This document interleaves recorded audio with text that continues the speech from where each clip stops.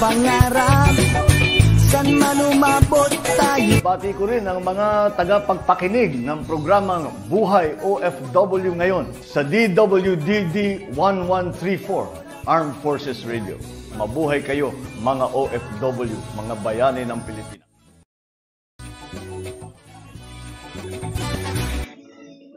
Okay, magandang buhay, Luzon, Visayas, Mindanao.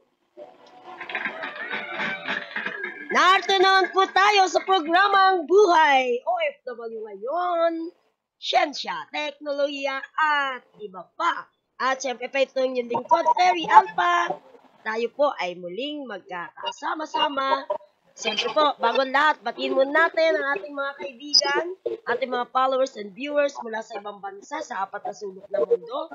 Ang Bantay at Kasangga ng OFW International Chapter. And of course, di natin banggitin yung maraming chapter, ano, kasi madami sila. Yun na lang pong founder, Albert Wanson. Yan, hello sa'yo. And of course, ngayon po ay napakahalaga ng ating tatalakayan, ano, kasama natin ang isa nating partner sa lahat ng advocacy. Mukhang merong maingay dyan sa lugar mo. Okay, pakilala na natin si Miss Shane Pe, isa natin ng kasamaan sa media na talagang bawat isa sa amin at lahat kami nagkakaisa sa advocacy, sa isang magandang advocacy para sa kabubuti ng ating mga kababayan. Okay, pakilala natin Miss Shane Pe as Ness Aguilar. Ness, medyo maingay sa lugar mo.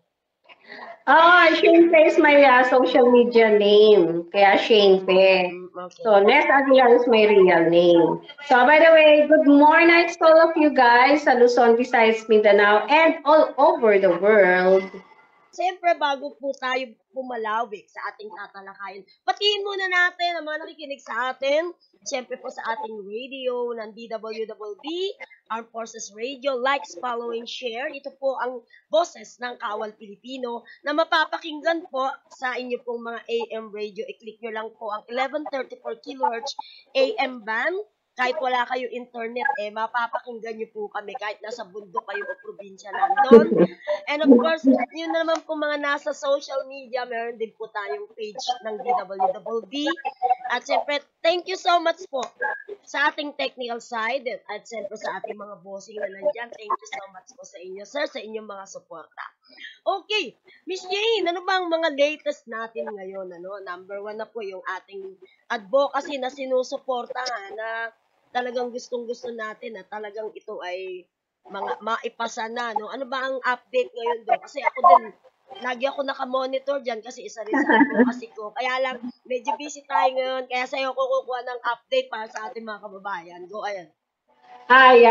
Yung pinaka-update nito is yung nagkaroon kami ng groundbreaking with BauerTech and CLSU University dito sa Nueva Ecija, kung saan ilalagay from phase 1 to 3 yung pinakamalaking laboratory nila ng BauerTech.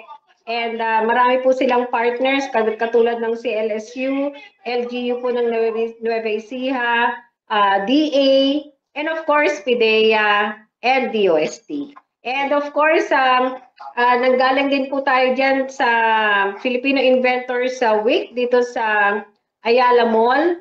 Last week lang po yan, in partnership din sa lahat ng Filipino inventors. And of course, nandiyan din po si BauerTech wherein nagkaroon po ng symposium ng medical cannabis. And balita ko, dahil marami ng mambabatas ang nagpo-push nito na ma-legalize ito sa Pilipinas, siguro bago daw matapos ng 2025, ay ito na ay malilegalize. And I hope sana po, let's cross our fingers na sana po ma-aproba na po ito. Yes, at siyempre sa ating mga nakamonitor ngayon na nakikinig medyo bigyan natin ng hapyaw kung ano yung mga kaalaman natin sa abot na ating mga kaya kasi sabi nga professional itong cannabis oil, yes. Kailangan yung mga researcher, mga doctors ang talaga magpapatunay na ito ay nakakagaling, lalo sa sakit na cancer. Pero siyempre, sa pag-monitor natin, pag-coverage, pag-interview sa mga doctors at researchers at mga involved sa mga nagsusuporta nitong cannabis oil, marami tayong natutunan. So, bigyan natin ng informasyon yung ating mga kababayan ngayon. Ano ba itong cannabis oil? Actually, itong cannabis o yung marijuana sa Tagalog o yung tinatawag nilang chonke ay actually ito ay legal sa 18 estado ng United States ng US at sa distrito ng Columbia. Para sa magiging gamit nito ay medical. Kabilang sa medical na paggamit ng marijuana o chonke ang pagpapaginhawa ng pagkahilo o pagsusuka, stimulasyon ng gutom sa chemoterapiya at mga pasyenteng may AIDS. Imagine nakakagamot ito. Pero ito yung mga kagaya niya, ng mga katulad ng mga sakit na AIDS, ano pa ba yung mga nakakamatay, katulad ng heart attack, high blood pressure, cancer, di ba? Epilepsy sa brain. Yes, yung, ano bang tawag doon? Yung nanginginig. Yung bukod sa epilepsy, yung, ano ba tawag dito? Yeah, I forgot lang. Oo. Isa rin yan sa na nagagamot ng cannabis, ng medical cannabis. At ito nga po ay masasabi na halos sa lahat ng sakit, even itong sinasabi nilang hepatitis C, gliomas, neuropathy, mga medical mga medical terms, asthma, arthritis, ayan, and HIV associated sensory and epilepsy, yan. Epilepsy. Hepatitis C and Parkinson's disease. Yan yung isa yan sa mga mga nagagamot din niya. And leukemia, skin tumors, marami, halos lahat nagagamot ng medical cannabis. And actually nga nahuhuli na tayo sa ibang bansa kasi halos 60 countries na ang gumagamit nito na bilang medicine nila to cure ng mga mahihirap gamuting sakit. Ayan. Okay, kumusta yan? Mo nang batiin ang isa sa advocate nag-advocate nitong cannabis oil, si Dr. Jen Mutia. Ayan, hello po sa inyo. Ayan, yan po sila at syempre si Dr. Richard, no? Dr. Richard Nixon Gomez, hello po. We are advocate po ng medical cannabis. Hello po, Doc. Kailangan ilagay mo yung Nixon kasi Richard Gomez. Oo nga baka isipin nila yung artista. Yes. Okay. Ayan, sa mga nabanggit mo na talagang napakaraming nagagamot yung medical cannabis oil na ito. Pero sabi nga, yung ating mga kababayan, pag narinig nila yung words na marijuana, iba yung pumapasok sa isip nila. Nasa isip nila is, droga ito, bawal ito, nakakaito, di ba? Pero kung tatanungin mo, meron ka bang mga nabalitaan na gumawa ng krimen dahil gumamit ng marijuana? Wala. Actually yan, kung tutusin, mas delikado pa nga ang shabu. Kasi ang shabu kasi nagkakaroon ka ng hallucination na at the end, pumapatay ka kapag ikaw ay high. Diba? Pero ang marijuana, walang kahit anong bata pa ako, wala akong natatandaan na may mga ganong klaseng krimen o karumaldumal na krimen. Correct. Kaya ang marijuana ay nagkaroon lamang ng issue dahil alam mo na dun sa mga malalaking negosyante ng pharmaceutical, huwag na natin banggitin. Oo. Kaya yun ay nagkaroon ng issue kasi alam nila na baka sila bumagsak. Pero para sa akin, hindi naman kailangan gano'n ang mangyari. Pwede naman magkaroon ng joint venture. Kumbaga, hindi naman kailangan lalabas itong si medical cannabis, mamamayagpag, tapos yung iba babagsak. Hindi. Kumbaga, pwede naman magkaroon ng partnership yan. Okay? Yes, correct ka dyan. At sabi nga, meron ka rin bang nabalitaan na gumamit yan na nagkaroon ng accident, car accident or anything? Wala, di ba? Wala. Wala akong nababalitaang ganon. Na nagkaroon ng mga brutal, crime or heinous crime na ginagawa ng isang gumagamit ng shabu. Yun, iba yung shabu. So, ito kasing marijuana na to, as advocate din, marami na rin tayong knowledge, di ba? Yes. Kasamang Shane. Ito kasi talaga, ever since talaga, ito po ay gamot na Yes. yung mga Totoo. nakaka-afford, ako talaga naikwento ko na yung istorya ng aking nanay, cancer. Stage 4 lung cancer.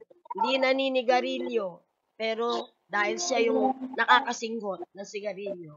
Oo, Mas oo. matindi. Second smoker, second Yes. inhale, na-inhale niya yung Mas matindi smoke. ang epekto sa kanya kasi ang trabaho po niya nung araw, siya po ay makeup artist po sa pelikula.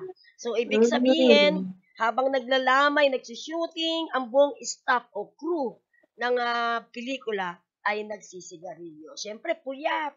Nagsisigarilyo, kaya para hindi maantukin. Yan po ang cause na kaya siya ay nakakasingot po niyan. Kaya po nung time na yon, na siya po ay na-diagnose, ayun, nagsimula na pong dumating yung masakit sa cancer patient po talaga. Pain po ang talagang napakahirap na ma-manage sa kanila. Mabuti na lang po meron tayong mabait na kaibigan na binigyan tayo nitong oil na to at na-drops ko po sa kanya yon at guminhawa po siya na wala talaga yung pain na sinisigaw niya. Alos pag sumigaw, ikaw yung madudurog ang puso mo eh. Ayun, pag-drops lang sa kanya, natulog siya. At pagising, gutom siya. Yun nga lang, hindi na po siya nakakain. Pero yung urge niya sa pagkain, gusto niyang kumain. Yun po yun. Kaya po, sabi ko nga, bakit pagdadamot mo sa isang cancer patient na dying in pain, na ibigay yun, di ba? At saka, di ba, alam mo naman, Shane, na meron namang ano yan eh, alam ba, na-aprobahan. Meron namang restriction yan, di naman yan mabibili over the counter. Di ba? Hindi. O, di ba, mabibili lang siya sa PGH hospital with prescription talaga sa mga doctors. Yes. Doctors. Hindi basta-basta po yan. Kaya wag kayong mag-alala na baka isipin niyo pag inaprobahan ma-addict na lahat ng tao. Hindi naman. So, kung nabalitaan mo sa kino-coverage natin sa Health Forum, na ang bansang Thailand, di ba? Yeah, yes. Inaprobahan na. Ang ekonomiya nila ay talagang tumaas. Super lumago talaga siya. Kasi allowed ang bawat bahay daw na maglagay ng 3 paso. Okay. Kaya lahat ng buhay dun talaga gumanda po sila. Okay. Kumbaga parang meron silang livelihood program.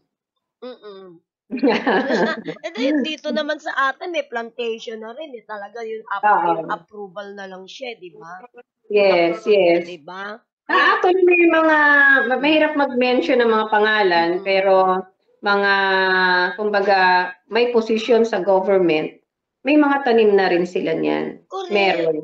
At saka, bakit natin sasabihin na prohibited illegal drugs to? Ito po ay suportado ng PIDEA. Yung ano natin na yan, pinaglalaban natin. Suportado ng Congress. Sino pa? Yung mga nagsusuporta na alam mo? Si Senator Robin Padilla, isa yan sa mga nagpupush. And of course, si Senator Robert Barbers. Okay. So, yan. Senator pa rin siya, di ba? O congressman? I think congressman. Okay. Yeah. Marami po sa Congress na. Kaya parang ang pagkaalam ko correct me if I'm wrong, sa Senate na siya, di ba? Tapos na sa Congress. Senate na, no? And after Senate, sa atin ng Pangulo.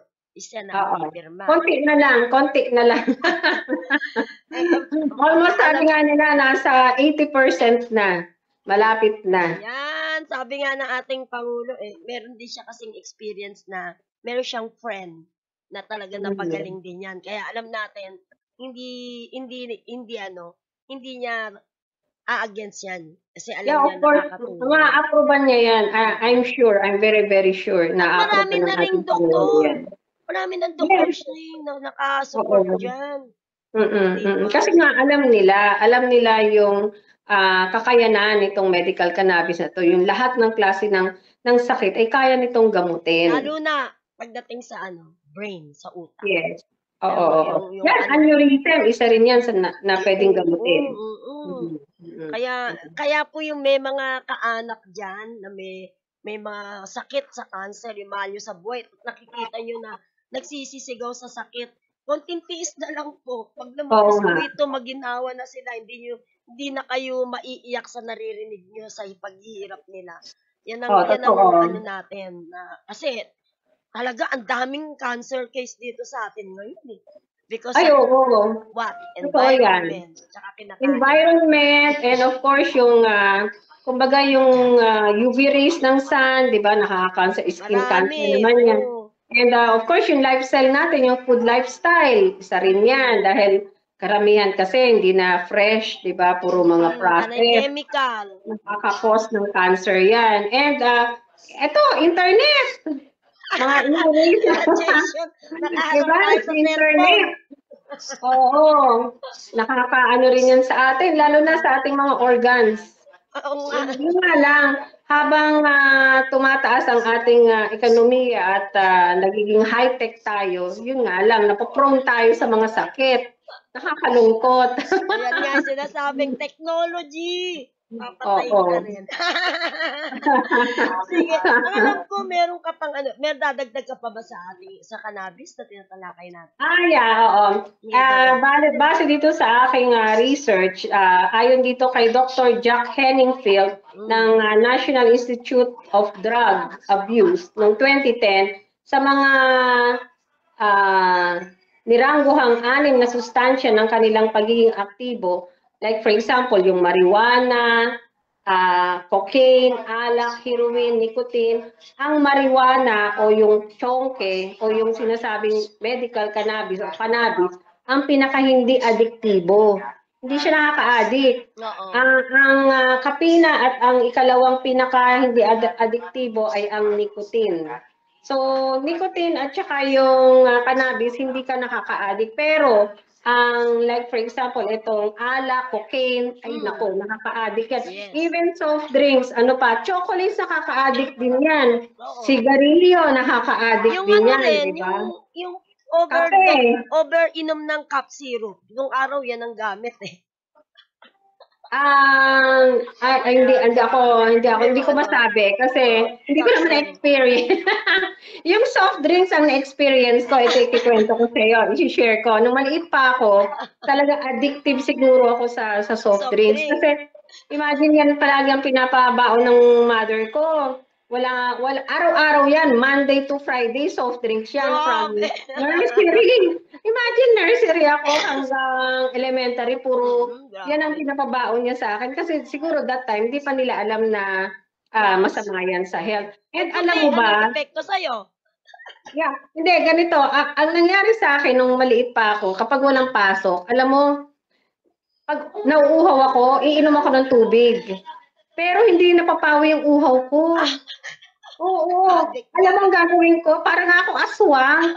So, parang gumagano-ganon ako. Sabi ko, hindi pa rin ako uhaw pa rin ako. Pupunta ako sa tindahan, bibili ako ng soft drinks. Pag nakainom na ako noon, ayun, wala na ako uhaw. Oo, na-addict ako doon. Na-addict ako sa soft drinks. Buti hindi nagkaroon ng masamang epekto sa katawan mo. And naman kasi, imagine, siguro, kasi nung elementary ako, I think grade 2 nung namatay ang papa ko, dinala na ako sa probinsya. Doon sa probinsya, hindi ganoon ka sa soft drinks kami, yung lalo na yung uncle ko na doktor, prohibited yan, mga soft drinks, processed food, puro mga kami, o hindi mga fresh fruit. Alam mo ba, gumagawa kami ng mga lemon juice? Yung lemon juice na yan, may mga taniman kami yan. Ayaw na ayaw ko yan kasi ang asim. Ang gagawin ko, kasi bawal sa amin ng mga soft drinks, yung mga flavored juice, yung mga tinitimpla, bawal yun, ayaw ng uncle ko noon. Ayaw din ng mga sardinas, ayaw din ng mga processed food. Kaya noon, ang tingin ko doon sa uncle ko, buwisit, monster. Pero ngayon, nagpapasalamat ako sa kanya kasi ang tagal ko rin na hindi nakakain ng mga preservative foods, mga processed food. Never kami nakakain yan. Alam mo ba, natatandaan ko pag pumupunta ako ng birthday party at may mga hotdog doon, naku, para akong patay gutom. Kasi syempre, sabik ako makakain lang. Kasi nga nung araw ganyan talaga. Oo, ayun. Kaya nagpapasalamat ako sa uncle ko na yan. Although, sumalangit naman ang kanyang kaluluwa kasi patay na siya. Pero dahil sa kanya, ayun hanggang ngayon, wala pa akong mga ganyang klaseng sakit. Ayun. Okay. So, tungo naman tayo sa iba mo pang gustong talakayin. Okay. Maliban dito. And yun nga, last parting words ko dito sa cannabis, I hope sana po ang ating government ay aproban na po ang ating, yun nga, sinusulong sa batas ng ating mga mambabatas na maaprubahan na po ang medical cannabis kasi marami pong lives ang masisave po nito. I hope sana po the soonest possible time maaproban na po ang medical cannabis. Ayun. And itong another topic po natin ay tungkol sa, alam mo ba yung AI, Artificial Intelligence. Yan ang talagang ngayon, lumulutang ngayon sa sa buong mundo. Yan. Anong masasabi mo dyan sa Artificial Intelligence? Makakatulong ba yan? O parang mababawasan ng trabaho ng tao? Alam mo, ito, isi-share ko lang sa'yo. Nung nag-cover kami ng DOST dito sa Alabang, yung Muntinlupa University. Actually, isa yan sa mga tinanong ko during the press con. Sabi ko, kapag namayagpag na ang AI, I'm sure ang lahat ng mga business owners, they will prefer to get a humanoid robot as a laborer. Kasi nga, mas lesser ang kanilang babayaran kumpara sa we as human. Ang sagot nila doon is, hindi mo kailangang maging negative for that kasi isa yan sa ating mga technology na kailangan tangkilikin natin para mapabilis ang ating trabaho, 'di ba? Yun ang sinabi nila sa akin. At ito ay hindi dapat katakutan o dapat kayong mangamba dahil ito ay isa sa mga kumbaga, ano bang sinabi nila? Yung improvement ng ating technology. Siyensya, para hindi tayo mahuli. Oo nga. Kasi actually nga, dun sa na-discuss ko nga kanina, may 4 na klase ng AI. Okay, isa-summarize ko lang yan. Ito yung AI na, or Artificial Intelligence na reactive, limited memory, and yung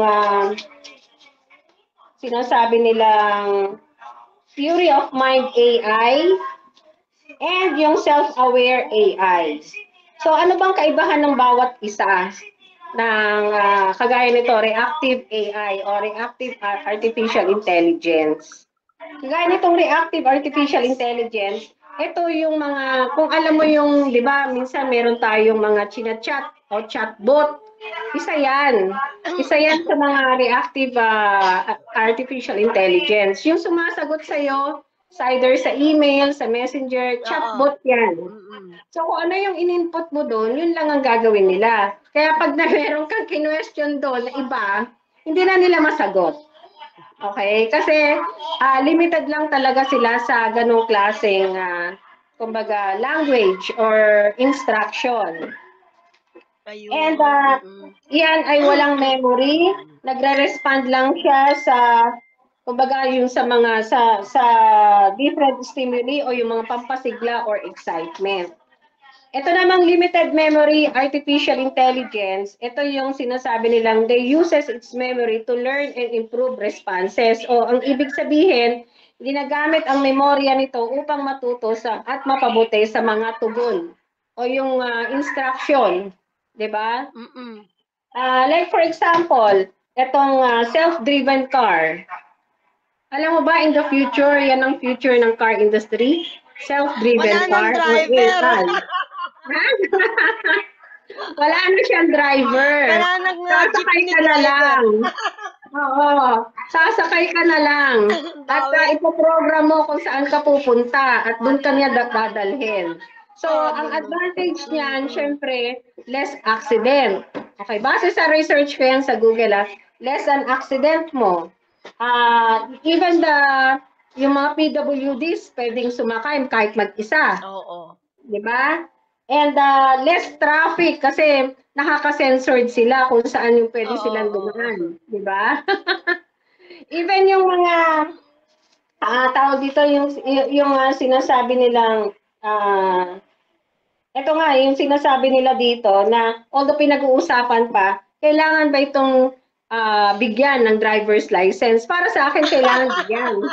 Kasi di ba, makina yan computer yan. Paano pag nasira? Kung may violation, sino hulihin? Oo, di ba? Syempre, ang masisisi dyan kung sino yung nakasakay. Yun. Hindi naman diba? ikaw nagdadrive, pasahero ka lang. Yun na nga kasi ikaw yung nakasakay. Pero siguro parang 50-50 siguro din yan. Dahil Parang syempre, okay, agree tayo dyan. makina kasi yan computerized Kaya nga, agree tayo dyan sa artificial intelligence dahil yan siyensya. Pero parang disadvantage kung kukwentahin mo, madami. Parang hindi siya applicable sa Pilipinas. Actually Siguro nga ito, yung iba, sa ibang aspect siguro. Pero sa driving, ay ang daming driver dito.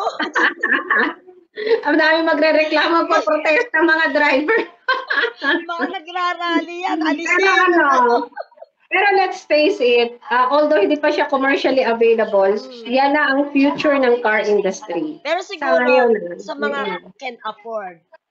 Yes, of course, oo. Kasi syempre yung price niyan, yung cost niyan, napakamahal niyan, of course. Napakamahal. And malay mo, di ba?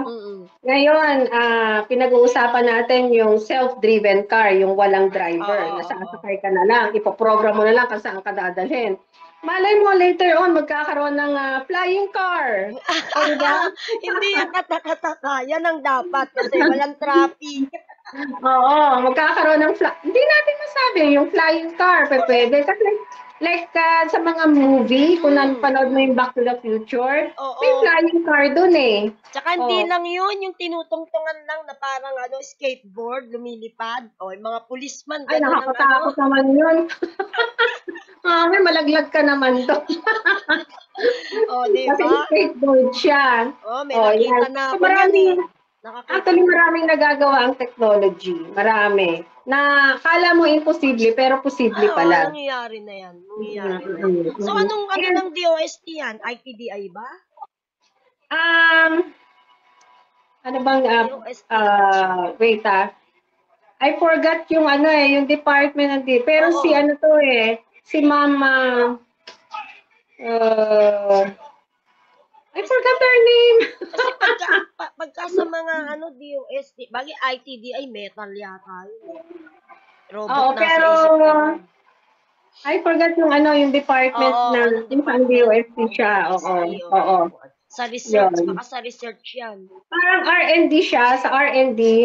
In fact, guest doon si si Director Richard Burgos. Research and development. Sa R&D. Oo. And marami siyang mga guests, including yung sa Chamber of Commerce and Industry, nandun din. Yan ba yung robotics exhibit? Yes. Ganyan. Oo, nagpadala ako diyan ng di ba? Yung nabalita ko siya. Oo, nakita ko yung mga estudyante, ang gagaling, mga invention. Ang gagaling ng mga nila, imagination nila. Kung paano nila gawin. DOST NCR. Yes, DOST NCR. Oo. Pero ang gagaling nila, ang gagaling. Even yung exhibition ng nakita ko yung exhibition ng tawag dito, drone exhibition. Pero actually in partnership yun ng isang Korean na partners nila, Korean company na partners nila for the drone. So yun, ang ganda actually nung exhibit na yun. Napakaganda.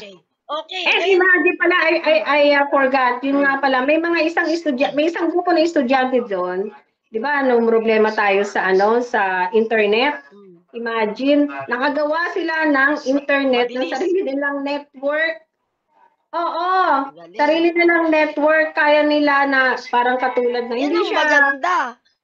Oo nga, pero yun nga lang, limited nga lang, dun lang nga daw sa kanilang school. Hindi raw pwedeng Hindi i-purchase malaba, sa hindi kanila. ano. Ayan. O, tinanong ko nga yun, bakit kayo gumawa ng ganyan? Sabi nila sa akin, ma'am kasi wala po kasi kaming internet, wala kaming magamit, wala ring internet dito sa school, kaya nakaisip po kami na gumawa ng ganito. Sabi, imagine na mga bata kayang gumawa ng network.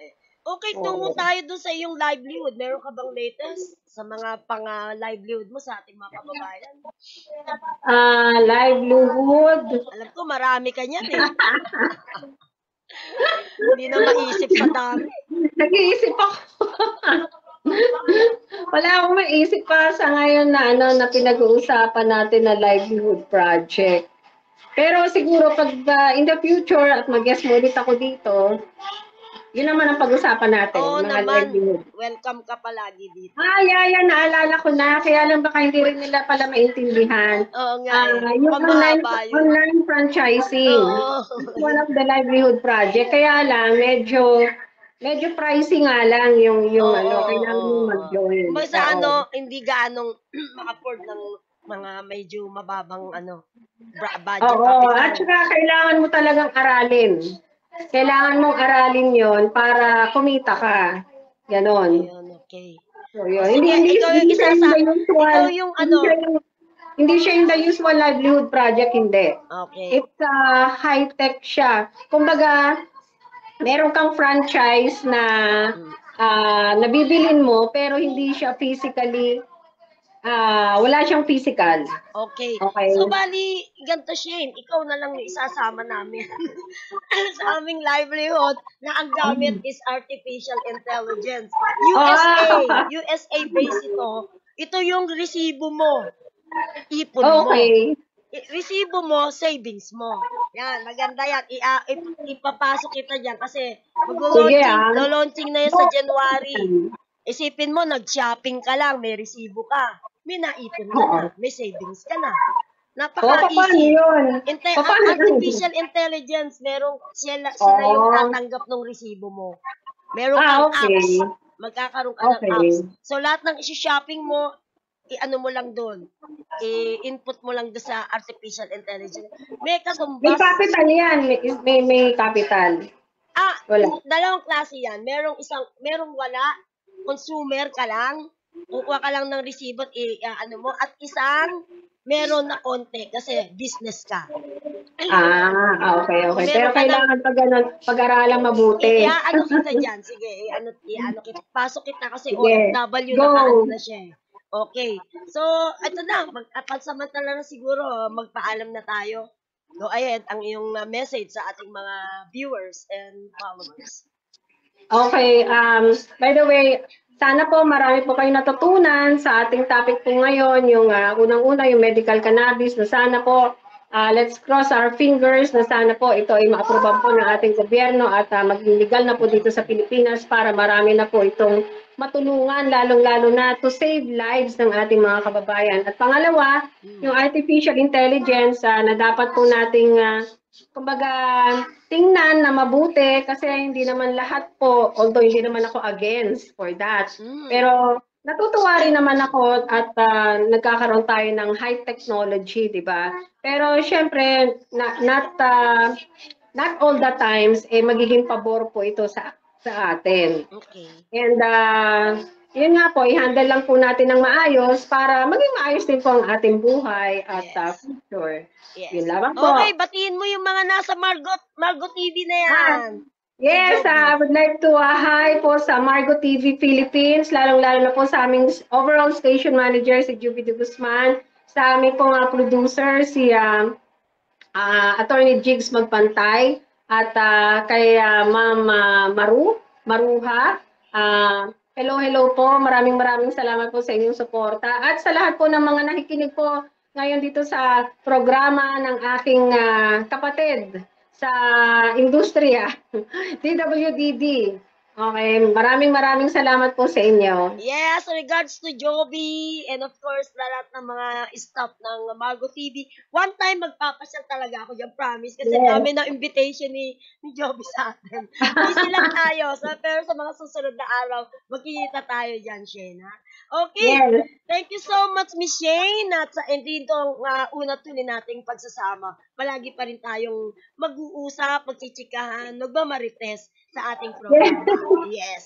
Okay, pansamantala na po kaming magpapaalam. Maraming salamat po sa mga viewers natin na nakinig. At sa susunod po nating programa ay mga iba't ibang tatalakayin natin. Para po sa pag-unlad, lahat-lahat na po, livelihood, kasama na po natin. Maraming salamat, Shane. Pansamantala na po tayo magpapaalam. Ito po si Terry Alpha para sa programang Buhay OFW ngayon. Siyensya, teknolohiya at iba pa. Maraming salamat po.